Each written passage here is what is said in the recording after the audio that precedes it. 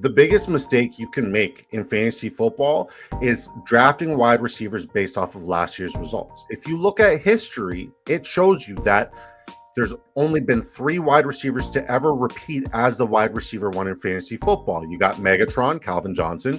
You got Antonio Brown, who did it 3 years in a row, and you got Devontae Adams.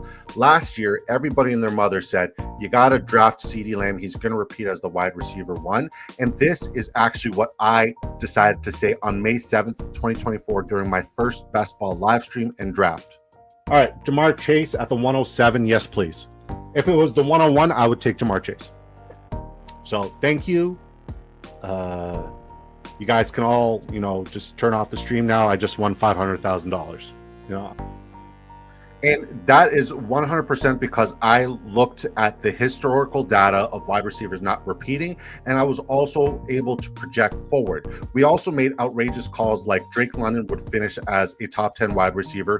We were even bold enough to put Brian Thomas Jr. as a top 10 wide receiver, and all of these calls absolutely smashed. So if you're trying to dominate your fantasy football drafts and leagues this year, pay close attention because we're about to get weird with our top 20 wide receiver rankings. This is not consensus, and I promise you it's not clickbait, because at Big Draft Energy, we make big calls, bold takes, and we smash them at a very high level. Let's get weird.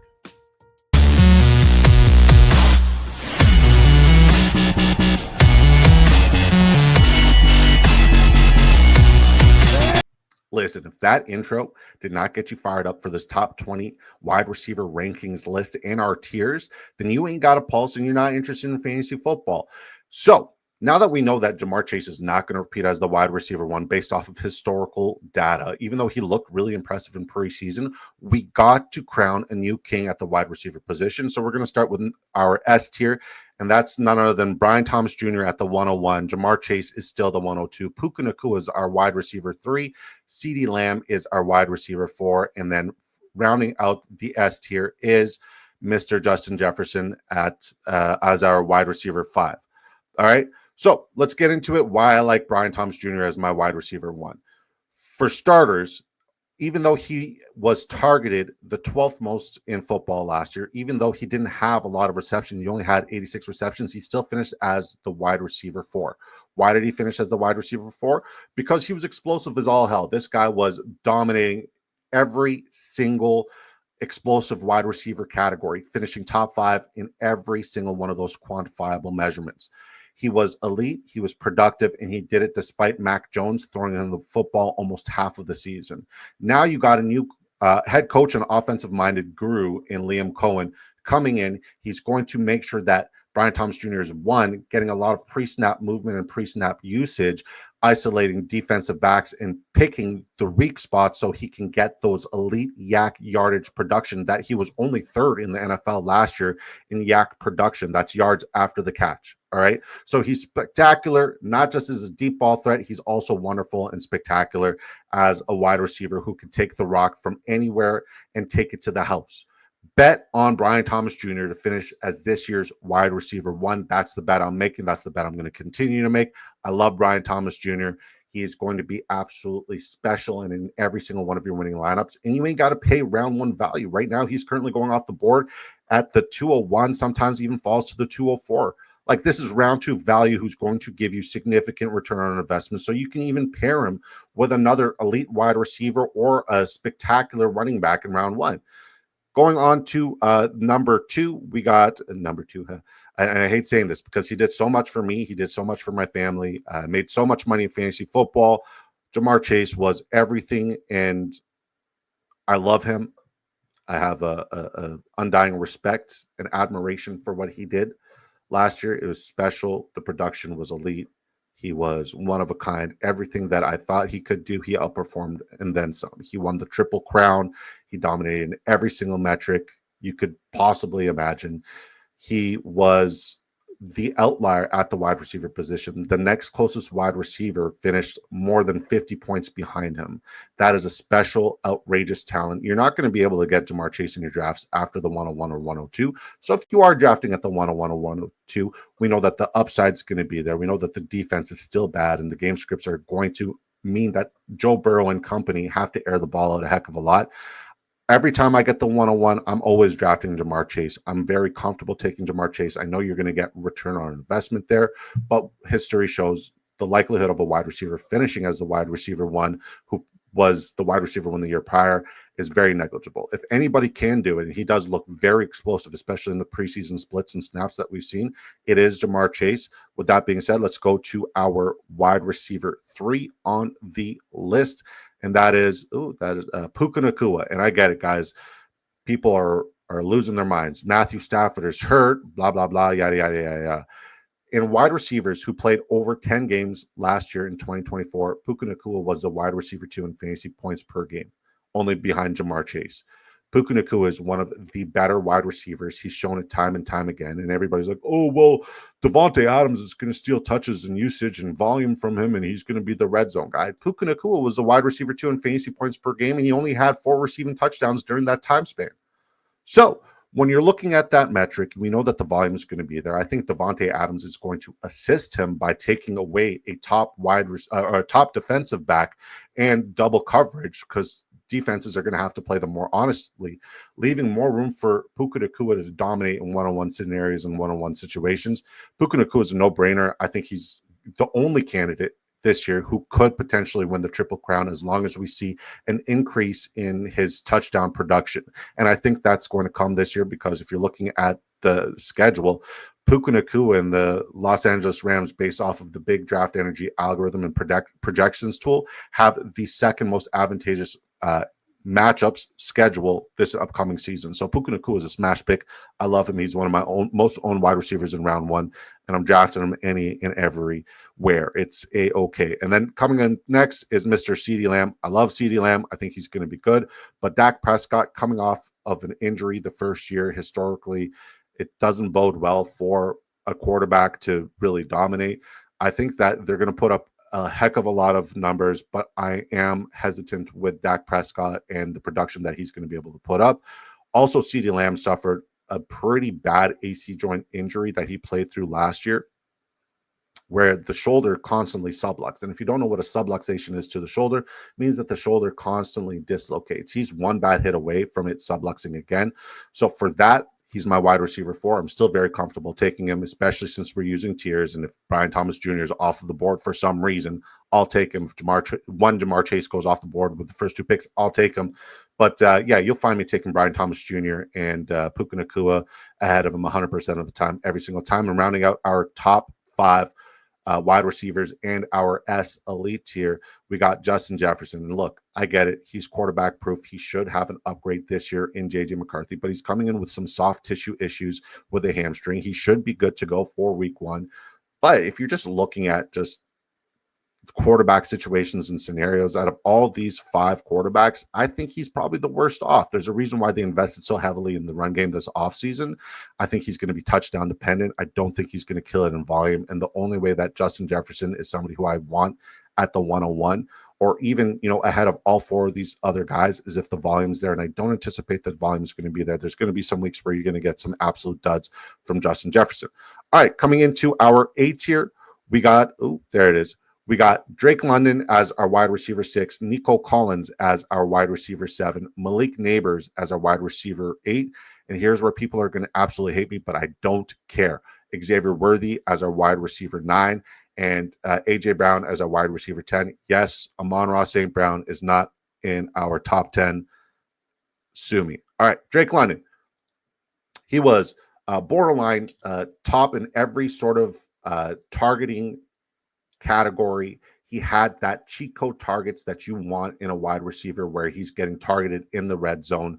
When Michael Penix was inserted into the lineups, when they inserted the Penix, yeah, I said it. When they inserted the Penix, he was targeted 39% of the time.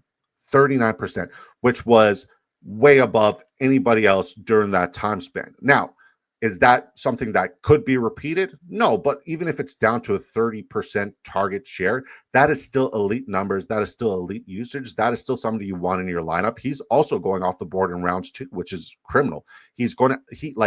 For a lot of people, including Derek Brown and a lot of other content creators who I absolutely respect, he is their dark horse for wide receiver 1. Last year, we projected him as a top 10 wide receiver. People laughed at us. They called me clickbait.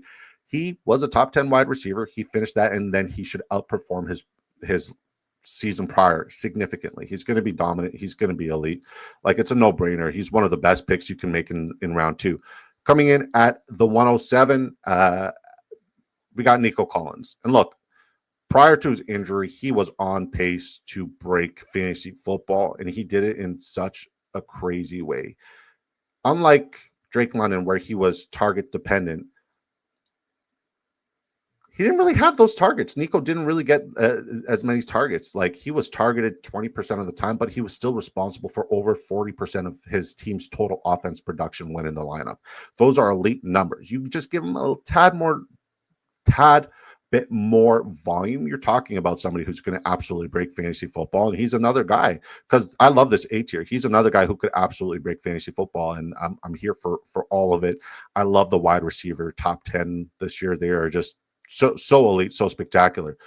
You look at the 108, and yes, there's toe injury concerns with Malik Neighbors as our wide receiver 8 in our rankings, but the volume last year was incredible. The way he produced with dog shit of a team was also remarkable. He finished as a wide receiver 6, but that's because he missed time due to an injury. Had he not missed time due to an injury, Lord knows what would have happened. He was on pace to break fantasy football. He led all rookies in history with receptions, and just an absolute monster. You know that the volume is going to be there because they got garbage going around there. And he did this with really terrible, shitty quarterback play in 2024. They've upgraded the quarterback situation where no matter the quarterback who they're going to have this year, whether it be Russell Wilson, whether it be Jackson Dart, whether it be James Winston, they are all an upgrade from the garbage and dog shit that he had to deal with last year. Coming in at the 109 is probably my hottest take, but I believe in my heart of hearts that Xavier Worthy is going to explode, and he's going to explode in such a way.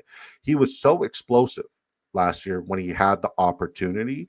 The only issue was Patrick Mahomes didn't have the ability or time to get him the ball accurately. And I know Patrick Mahomes is supposed to be this off-rhythm savant of throwing the ball when he's being hit and targeted.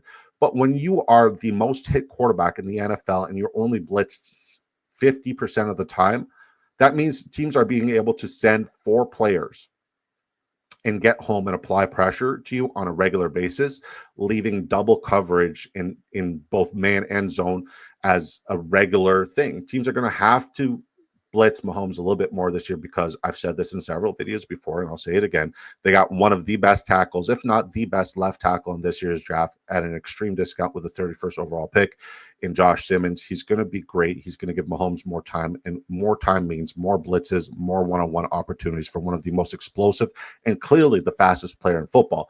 Rounding out our top 10, we got Mr. A.J. Brown. Last year, the Philadelphia Eagles ran the ball the highest rate in NFL history. They ran it at the highest rate in NFL history. With that being said, in games that A.J. Brown played and completed, he was still the wide receiver 11 in production. He's PFF's graded wide receiver 1. I anticipate that they're not going to run the ball at such a significant and high rate. He is an elite separator, elite contested catch player. He's been spectacular every year he's been with the Philadelphia Eagles, and he's going to continue to produce. So he's one of the best values you can get at the later end in round 2. I love him. I can't stop drafting him. And for those who are betting against him, like, get a life. Honestly, do not bet against A.J. Brown. Do not bet against this offense. This is the biggest discount you've gotten A.J. Brown in a really long time. Take advantage of it. Smash that. So rounding out our top 10, there is A.J. Brown. That's the end of our A tier. Coming into the B tier, we got Amon-Ra St. Brown, Ladd McConkey, Garrett Wilson, Jackson Smith and Jigba. And another one that not a lot of people are going to like is Matthew Golden at our wide receiver 15, but I don't care. So wide receiver 11, why did Amon-Ra St. Brown fall? Because last year he was the wide receiver 3 in a lot of the categories, just wide receiver 3 overall in PPR finishes. He's being drafted as a wide receiver 5. Why am I pushing him back? Why am I not interested in drafting him where he's going? For starters, I much rather get ascending talents like a Nico Collins, like a Brian Thomas Jr., like a Puka Nacua, all guys who go, like a Drake London, all guys who go in that same range. Give me those guys 100% of the time, every single time. Last year, Amon-Ra St. Brown was touchdown dependent. He had 12 receiving touchdowns. I don't like to bet on touchdown dependency to repeat, especially for players who are going to get less quality volume. The offensive line for the Detroit Lions is not what it used to be. Last year was a top 3 unit. Now PFF has them graded outside of the top 12.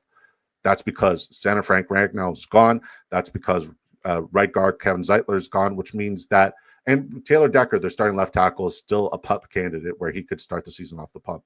So if you're looking at all these measurements, why am I talking about the O-line with a wide receiver? It means that for starters, Jared Goff is not going to have enough time to get the ball off to Amon-Ra St. Brown, where he is going to dominate as a cheat code red zone target in deep ball situations and scenarios. Furthermore, the scheme is going to be completely different. And yes, I know that Dan Campbell is kind of like the culprit of creating the concepts behind the scheme, but the play calling, the nuanceable differences that Ben Johnson brought to the offense is what made the splits for Jared Goff elite. If you look at the splits for Jared Goff when he has elite play calling versus when he doesn't have elite play calling, it's catastrophic. There's a major drop off. Amon-Ra St. Brown is my number one fade at the wide receiver position this year. If you guys haven't seen that video, be sure to look at it in one of the playlists. All right, coming in at wide receiver 12 is Ladd McConkey, and last year he was incredible. He was remarkable. He was wonderful. And people think he was just like a short yardage kind of guy. But if you're looking at every deep yardage metric based off of routes run, catch rate, where he caught the ball, where the ball was thrown to him, he was top 5 in every one of those metrics, especially down the stretch. He exploded. In the playoffs, he was remarkable, even though his quarterback, Justin Herbert, wasn't. They're going to face a lot lighter boxes. He's going to get a lot of one-on-one coverages. And now defenses cannot focus and key in and hone in on him anymore because they have legitimate wide receiver 2 upside, whether it be Keenan Allen reuniting with the Los Angeles Chargers or rookie who I really, really like, Trey Harris. So both of those guys are going to take pressure off of Ladd McConkey along with a power run game. I think his touchdown equity is going to go up. I think his volume is going to go up. And I think the quality of the explosive efficiency metric that makes these wide receivers absolutely elite makes Ladd McConkey an absolute steal in fantasy football. I think a lot of people are fading him at his current ADP where he's going off the board in the middle portion of the second round. I think you're going to get a fair or positive return on investment. There's no, I would not be shocked if Ladd McConkey finishes as a top 10 wide receiver this year in football because he has everything that a wide receiver could need and then some. Coming in at the wide receiver 13 on our rankings is Garrett Wilson. And this is one that I've gone back and forth with. But one thing I can't deny is volume. If you look at the New York Jets receiving room in general, it's a bunch of nobody. Who's he going to compete with? Malachi Corley? He's a nobody. Who's he going to compete with? Josh Reynolds? Allen Lazard. Allen Lazard's probably going to end up, back to reuniting with Aaron Rodgers in Pittsburgh. It's literally Garrett Wilson. I don't hate their tight end that they just brought in. Why is his name evading me? Mason Taylor, the son of former great and Hall of Fame defensive end Jason Taylor, and Breece Hall. Those are the 3 target competitions. So if we're looking at quality deep ball targets and we're looking at volume, Garrett Wilson checks off all of those boxes. I just can't rationalize drafting him off of volume alone because volume should be the key, but he's been a top 10 volume guy every single year, and it's never translated to him outperforming the top 10 metrics. I don't hate drafting him where he's going, especially if I go running back in round 1. But I mean, give me Trey McBride over him. I think Trey McBride's an outlier at that position. And our tight end rankings video will be posted on August 22nd. It is August 21st as I'm recording. Coming in at our wide receiver, what are we at? 14? Yeah, wide receiver 14. We got Jackson Smith-Njigba from the Seattle Seahawks. He is now going to get wide receiver 1 alpha opportunities. And I understand, but Cooper Kupp is there. Cooper Kupp's not going to finish the season. Come a little closer. Cooper Kupp's not going to finish the season. He's not even going to play half the season. Cooper Kupp is a ghost of what he once was and once what. Yeah, I'm just going to stop saying that right now. I'm just going to keep it rolling. We're not going to edit that out. We had a brain fart. I apologize. But Cooper Kupp sucks. Okay. Cooper Kupp is no longer, a viable threat at the receiving room. I think they paid a lot for him. And yes, Sam Darnold, not a quarterback whom I absolutely love, but what I do absolutely love is the addition of the offensive minded Clint Kubiak. A lot of people are going to tell you, oh, well, like if you look at his average depth of target when he's not lined up at the slot position, it's not elite. It's really bottom numbers. And Cooper Kupp is going to steal all the slots. One, we know Cooper Kupp's not going to finish it.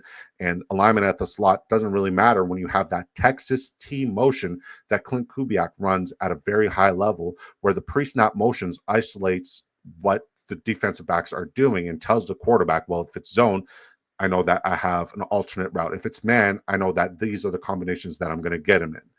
So with that pre-snap motion and Jackson Smith-Njigba just being a dominant player who has improved every single year, the fade on Jackson Smith-Njigba is something I cannot tolerate, and it's something that I'm going to cash in on at a wonderful rate, because right now he's going off the board at the later ends of round 3 and the later ends of and the beginnings of round 4. Oh, by the way, Xavier Worthy's like a 4th, 5th round pick. So that's another reason why I just can't stop drafting him. You're getting so much return on investment where you're getting him there, and especially in the Patrick Mahomes Revenge Tour.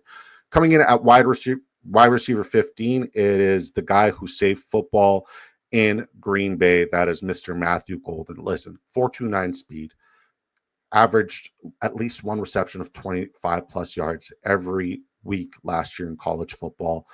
He's an explosive monster. A lot of people will say, oh, but like he doesn't run as fast as, on tape, it doesn't look like he's running as fast as he did at the combine. And like at the end of the day, the dude ran a 4.29. You got to give some credence and some merit to what he did.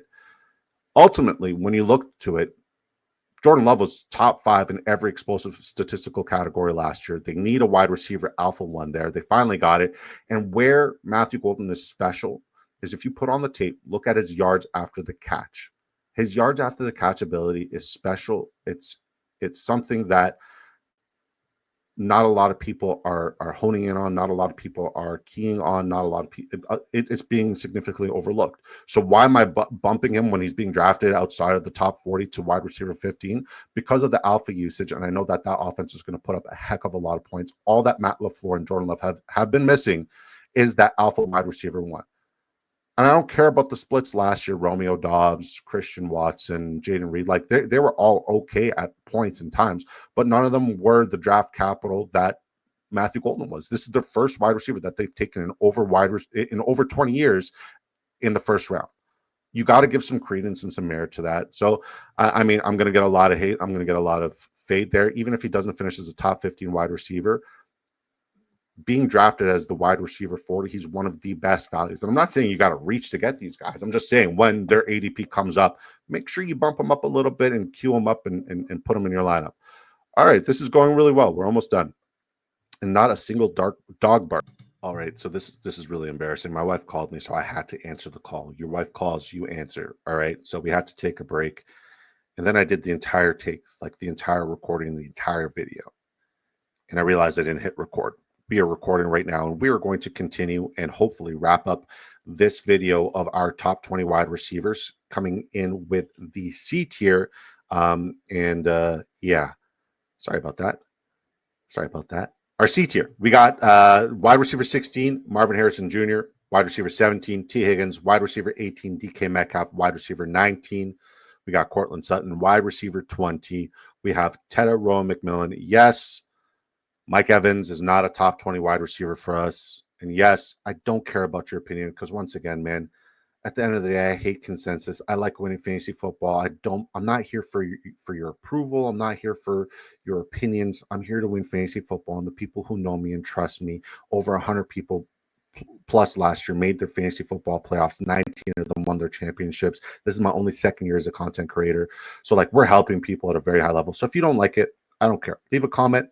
Subscribe if you haven't, but that's cool. So wide receiver 16, Marvin Harrison Jr. Listen, there's a lot to take away that we liked from last year and a lot to take away that we hated last year. What we can say is the things that we hated, 99.99% of it is not his fault. And it's not because he's a bad talent, and it's not because he's a good football player.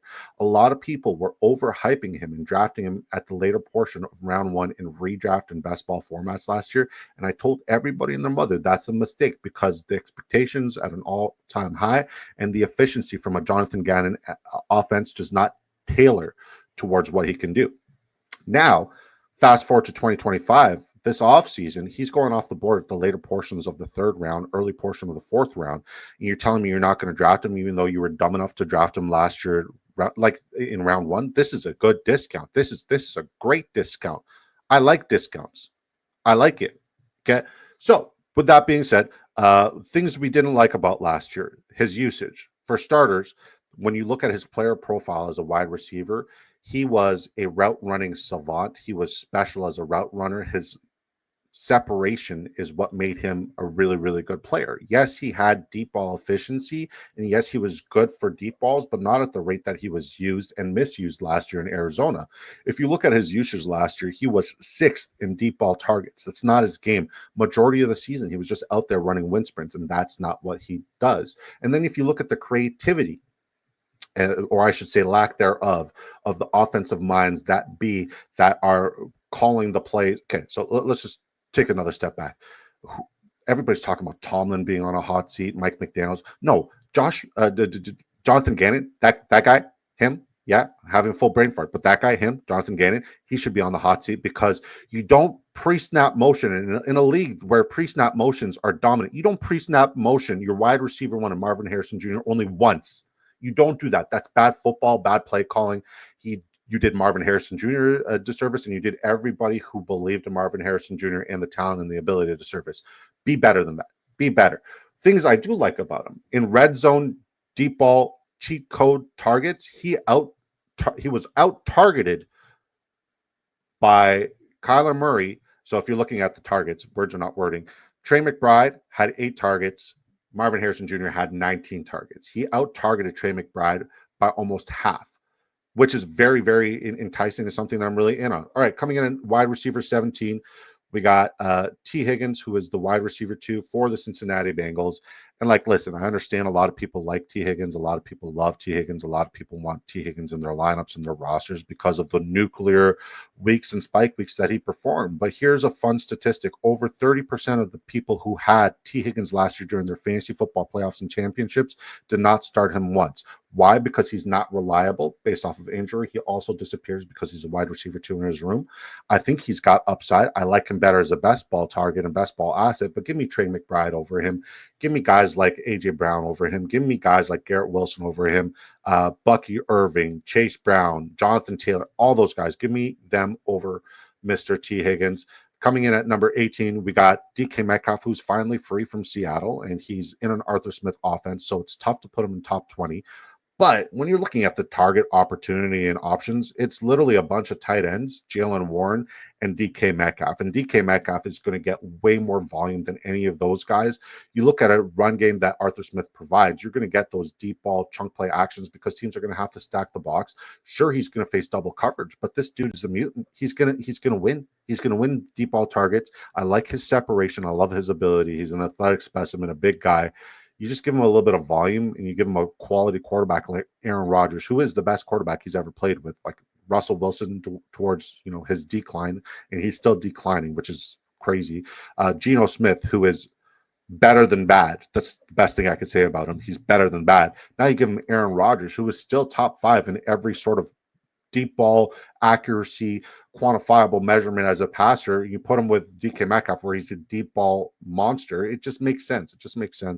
It's common sense. And he's going off the board later round 5, early round 6. Steal. Cortland Sutton's another steal. Right now, he's being drafted behind guys like Zay Flowers, who is not even a top 4 option in his offense. He's being drafted behind 2 wide receiver 2s, Devonta Smith and Jalen Waddle. This guy was extremely special, especially if you look at the last 3 quarters of the season last year. He was a top producer in every sort of metric. He was elite in winning routes, and his team just paid him. And you should pay the price of drafting him in round 6, 7, and definitely take him ahead of Zay Flowers, Jalen Waddle, and Cortland Sutton. Now, round 20 was, or not round 20, the 20th wide receiver on this list, wrapping up the tiers here. It was a toss-up. It was between Tedero McMillan and Emeka Egbuka. And yes, I think Egbuka is going to be special, and I think he's going to be the leading wide receiver in that room. So that just goes to show how I feel about Mike Evans this upcoming year. Listen, Carolina wanted an alpha wide receiver one, and they got him.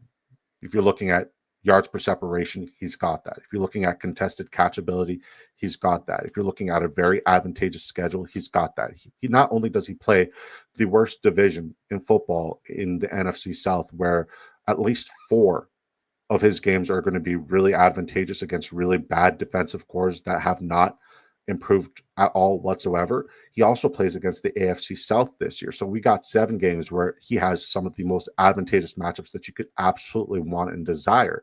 So I love Tedder McMillan, and that's why he got the bump over Emeka Egbuka, because I mean, I just don't trust Baker Mayfield. With that being said, guys, if you want access to our top 200 rankings, if you want access to all of our DFS tertiary plays, because DFS season is right around the corner, if you want access to our dynasty advice, trade advice, if you want access to the big draft energy best ball strategy guide, sign up on the guys' Patreon. Get in on the action, have fun. I partnered up with my brother from another mother, Mr. Sleazebomb, another great YouTube channel that you guys should subscribe to. If you guys enjoyed the video, smash a like, subscribe to the channel if you haven't already. And if you want to dominate your fantasy football leagues, just look at any of these top rankings that we have at any of the other positions, because we're putting in that work. Once again, guys, we hit calls at a very high level. And I appreciate you guys for rocking with me. We'll see you tomorrow. Why am I saying see you tomorrow? You can catch us live Monday to Friday at 7 p.m. Eastern time. I'm just babbling right now, but we'll be posting our tight end rankings video, our top 12 rankings for tight ends tomorrow, which is August 22nd. So be prepared for that. Turn on the bell notifications. Once again, like and subscribe. Did you like the video yet? Did you like the video? Okay, bye.